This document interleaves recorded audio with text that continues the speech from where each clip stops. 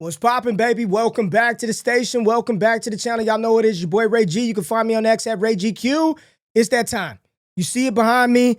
NFL Draft 2026. It's about that time. We are 7 weeks into the college football season. Week 6 of the NFL season is here. And I think there's a lot of clarity, or at least some things that are becoming a little clearer about what these teams need, what these teams are lacking, and what some of the potential talent might look like here in 2026. I know there's a lot of conversation about some of the quarterbacks. Every class seems to be driven by the top signal callers, the quarterbacks. Got a lot of good stuff happening in college football, a lot of uncertainty at that position. So we are only going to take a look at, or at least me mock and talk through the projected top 10 picks going into week 6 of the NFL season. And it's a bigger conversation about what these teams need to improve. So if you're a fan of the Jets, if you're a fan of the Ravens, the Browns, the New Orleans Saints, the Dolphins, the Raiders, the Titans, the Giants, the Panthers, or the Bengals, make sure you comment below. Let me know what you are seeing on the NFL field and how you think your team may need to proceed here in 2026. But let's kick things off with the New York Jets. The Jets currently slated to pick number 1 overall if the season were to end today. PFF, using their mock draft simulator, have the Jets' biggest needs as the quarterback, the wide receiver, the linebacker position, and defensive back. So let's talk about it. Let's talk about the QBs in this class and where might they go if they want to take a quarterback. Right now, Indiana's quarterback, Fernando Mendoza, PFF has them as the top-rated quarterback, or at least ranked 8th. ADP right there with Dante Moore, with his 9th overall ranking, the quarterback out of Oregon. Number 3, Ty Simpson, John Mateer out of Oklahoma, and LaNorris Sellers as the 5 top quarterbacks here on the board, according to PFF's rank. Listen, I don't think that Justin Fields is the problem. I don't think that he is the isolated problem in New York. And you kind of look at the passing numbers, and they look okay, but a lot of that has come in the fourth quarter. That's come late in garbage time. And then a lot of that held up by what he did in week 1 versus Pittsburgh. He's on a 2-year deal. I don't know if he's the long-term answer. So as a Jets fan, right, wide receiver being a position of need here, you're not going to take a wide receiver here, number 1 overall. It's not the class to do that. I love Jordan Tyson. You're not taking a receiver number 1 overall. If it were to end today, I do think it would be a quarterback. And that doesn't mean that one of these QBs would come in and start right away. Maybe they're like, look, we got Fields under contract for another year. We roll him out there to start, and then we get the young guy in the building. I do think they've got to find their quarterback of the future, and maybe they need to find their head coach of the future. So right here, the New York Jets are going to select Fernando Mendoza, the quarterback out of Indiana. Mendoza is played really well this season. You see his overall grade, according to PFF, has risen every year of his career. First 2 years at Cal, transfers to Indiana, and now he's playing really good football and increased his completion percentage, 16 touchdowns, only 1 interception. He's already tied a career high in touchdown passes right now in Indiana, and that's with multiple receivers dropping balls. Like, the numbers could be even better for him if his receivers would hold on to the ball. We're not doing any damn trades right now. It's week 6 of the NFL season. We're going to mock these players just as the teams are currently sit. Yes, this team could trade down and do this, but we got a lot of time for trades. Let's just talk about the team needs right now. Cleveland's on the clock at pick 2. They've moved on from Joe Flacco. That experience is gone. Dylan Gabriel, the current starter now for the Browns. Shedeur Sanders, the number 2. And they still technically have Deshaun Watson on the contract, on the roster under contract. What do the Browns need? I think they need offensive line help to protect whatever quarterback they draft. They also have 2 first-round picks this year. So they shouldn't feel pressured to have to take one here at pick 2. I don't think that Gabriel or Shedeur are going to be the long-term answers in Cleveland. I do think Kevin Stefanski is going to do enough of a good enough job to retain his job. I don't think he's in any danger of losing his job, at least right now. This may change as we get through the season and we're 7, 8, 9, 10 weeks down the line, and it's like, hey, man, he probably needs to go. But right now, I don't think Stefanski is at risk of losing his job. You look at the best available players on the board. You got Reuben Bain balling out at Miami, Caleb Downs, a safety, Peter Woods, TJ Parker. Clemson's underperformed as a unit, but those players are both really good. You got tight ends up here, quarterbacks. McCoy's not playing. Averill, Reese doing his damn thing out there at Ohio State. Like, this is just too high to take a safety. I love Caleb Downs. I love the player. This just feels way too high to take a safety right now.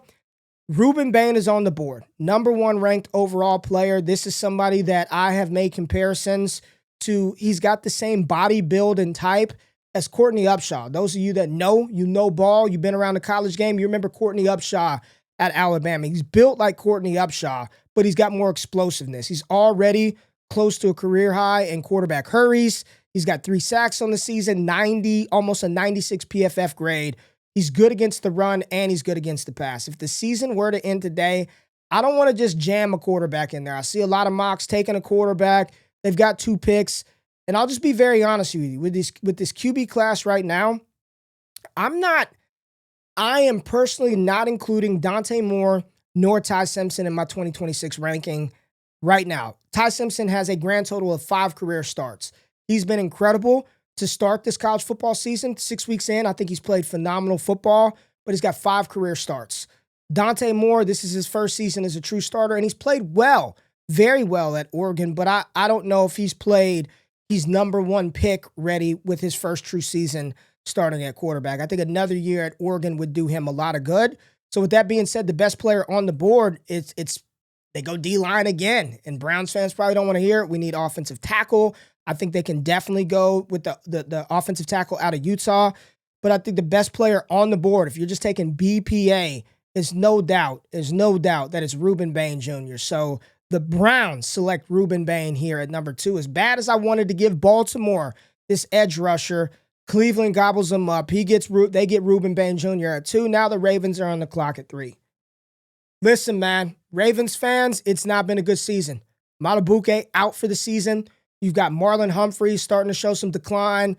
They drafted Malachi Starks out of Georgia in the first round. I thought that was a steal. So even with Caleb Downs on the field, I don't think you draft him here with Kyle Hamilton and Malachi Starks.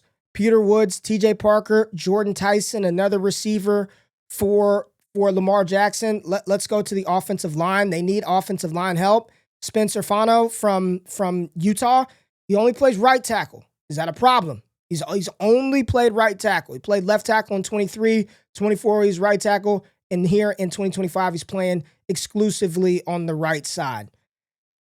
I think you got to go offensive line help for the Baltimore Ravens. It says receiver, guard, D-line, linebacker. I think offensive line would be the play. I don't know about Jordan Tyson here at 3. Again, love the player, my number 1 ranked wide receiver. But maybe that is what Baltimore needs, is to get somebody out there that Lamar Jackson can get the ball to. Zay Flowers is a fine player. DeAndre Hopkins, not long for the wear. I know they gave Rashad Bateman a little contract extension. This is one I've instead of doing the fun, exciting thing, which is draft a wide receiver, which I would love to do, I don't think that you can take Jordan Tyson at that spot right now. So we're going to give him the best available tackle from Utah at pick 3 to the Baltimore Ravens. At pick 4, the Miami Dolphins are on the clock, and we know, hey, Tyreek Hill, they're already speculating that they're going to cut him at the end of the season. He's out. He's probably going to miss a lot of next year, if not all of next season, with a devastating knee injury. Defensively, this team needs defensive backs. This team needs linebackers. You've got to protect Tua as your quarterback, and they have to replace their wide receiver. Tyreek Hill, again, Jordan Tyson, my top-ranked wide receiver in this class. Is he good enough to go 4th overall? I don't know. I love Mekhi Lemon. He's wide receiver 2 for me right now. So I think right here at this spot, Miami already addressed the interior offensive line with Kenneth Grant. And I know his counting stats don't look great, but he's played really good football in Miami. He's a big run-stuffing defensive tackle. Receiver, guard, linebacker. If linebacker is truly the area of need, there's been no bigger riser than Averill Reese out of Ohio State. 4 feels pretty high to take a linebacker. 4 feels incredibly high to take a linebacker, but this just isn't your typical, inside the box, traditional Mike linebacker, 6'4", 243, speed, can run. And I saw Dane Brugler say this might be the first Ohio State Buckeye off of the board. You've got Keldrick Falk as well out of Auburn, an edge rusher. Delane out of the transfer cornerback at LSU. So I think right here, I'm going to take Averill Reese out of Ohio State to go to Miami. Again, it feels high for this type of linebacker, but he is the type of linebacker that can generate pressure, that can play the run and get after the quarterback in the passing game. So Reese goes to Miami at 4. Saints are on the clock at pick 5. Saints are on the clock. I haven't done the draft timer in a minute. Saints are on the clock, pick 5. Quarterback, receiver, guard, and defensive line positions of need for the Saints. We know Cam Jordan, less time in the game, then he's got more time in. Quarterback. Maybe this is where the Saints get their quarterback. I know they spent the second-round pick on Tyler Shuck, and if you can't beat out Spencer Rattler, that kind of tells me everything that I need to know about what they believe his potential is. Like, the Saints aren't going anywhere. They got their first victory over the Giants at home. Like, if Tyler Shuck was really that guy, he would be playing. He'd be playing. I don't think they're trying to protect him. I don't think they're trying to guard him and save him for down the stretch like Spencer Rattler is the quarterback. And I know Saints fans want a different quarterback there. So right now, if we had to do that, it's, again, I'm not including Dante Moore or Ty Simpson. So you've got John Mateer, LaNorris Sellers, and Garrett Nussmeier. I go back to when Kellen Moore was the offensive coordinator with Philly, and he had Jalen Hurts and what he was able to do with Jalen Hurts. And the Saints offensive front, you're going to need a quarterback that's going to be mobile and move around some to avoid some pressure.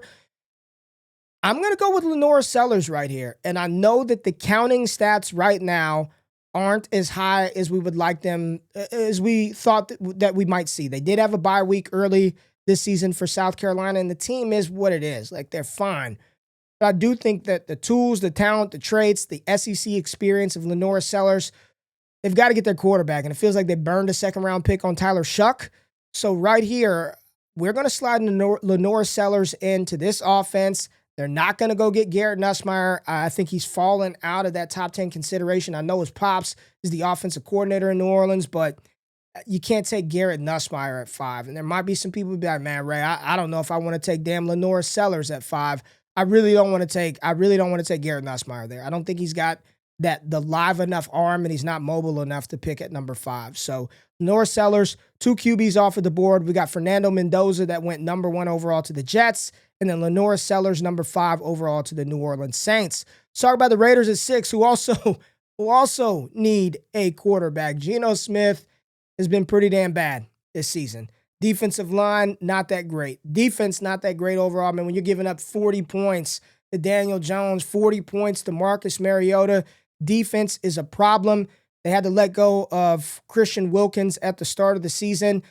Let's get some protection. Let's get a shield for Max Crosby so he can be that stud off the edge. Peter Woods is still sitting here at pick 6. So we're going to go Peter Woods, the big defensive tackle out of Clemson. It's been a down year for Clemson in general. Peter Woods, no sacks on the season.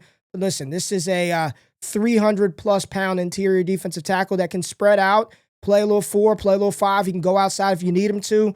But I think putting him on this defensive front with Max Crosby should help out one of the best defensive players in the NFL in Max Crosby. So Peter Woods, you are a Las Vegas Raider. And at pick 7, you got Tennessee on the clock. O-line cornerback. That's what it says the positions of need are for the Tennessee Titans. I don't think Brian Callahan is going to survive. They somehow miraculously pulled out a victory over the Arizona Cardinals. Cardinals fans should be ashamed. What a nasty, nasty loss for the Arizona Cardinals versus Tennessee. Cam Ward got it going in the fourth quarter. He looked awful 3 quarters of that game and hasn't looked particularly good this season. Young quarterback, bad team, devoid of talent. Calvin Ridley finally got it going, but they need some more help on the outside.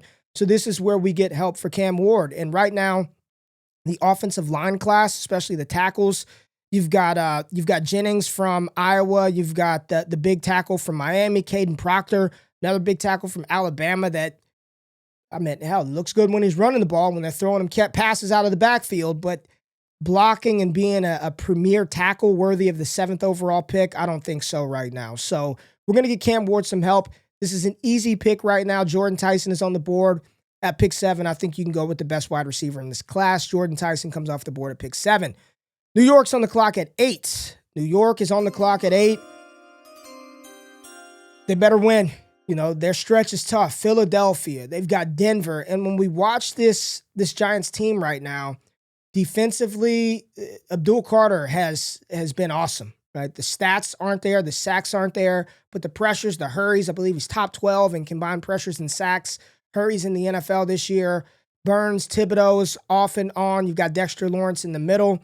But offensively, it's about the maturation of Jackson Dart. We already know going into 2026, they're going to be bringing back a Malik Neighbors who's been down for the season. ACL, shoulder surgery, getting all that stuff done. How do you protect your young quarterback? When Andrew Thomas is on the field, he's one of the best left tackles in the game. I believe since returning, he hasn't given up a sack, a pressure, a QB hit. He's awesome, right? But you got to find other players up front to keep Jackson Dart upright if that is your quarterback of the future. So do we go offensive line or do we go defensive back? The best player available, in my opinion, is Caleb Downs, who's sitting right here at pick 2. Do the Giants just say, you know what? This isn't a great offensive line class, so instead of reaching, we just take what some people might say, one of the best players in this draft right here at pick 2. You pair him up with Tyler Nubin. You get you a deep safety, a playmaker right here in a very difficult division. Let's go BPA for the New York Giants. Caleb Downs, too good of a player to pass up for the Giants here at 8. So Caleb Downs, you are a New York Giant. Since he's on the clock, I feel like we got to reach. I feel like Joe Burrow, you see what happens when you can't protect Joe.